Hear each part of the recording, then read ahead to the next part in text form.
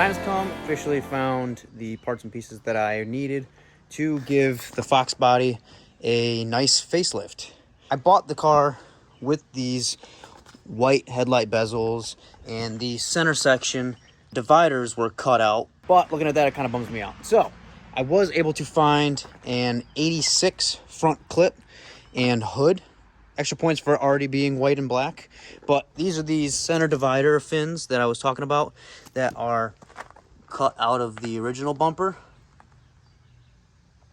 And in my opinion, the black headlight bezels look way better than the color matched white.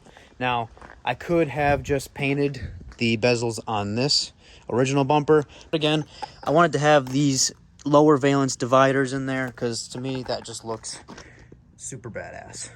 I've always loved the 85, 86 Foxes because of this front clip.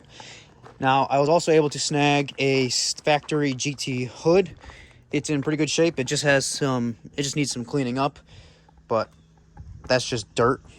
And I'm going to be replacing this aftermarket fiberglass hood that someone put on. When I bought the car, somebody had already forgot the hood pins and it crushed the cowl, thus cracking the corners of the fiberglass. But can't give them too much shade because guess who forgot to put the pins in the other day?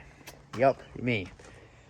I was in a rush to get back to work, forgot to put my hood pins back in, but shit happens and we move on. And also, when we took the old motor out, we had a mishap with the bent engine hoist that I borrowed, and we dropped the motor right on the front bumper.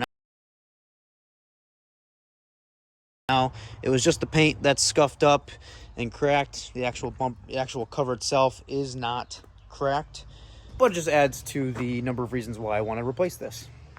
Now, these parts that I picked up are not perfect by any means. The way it looks scuffed up and used matches the rest of the car.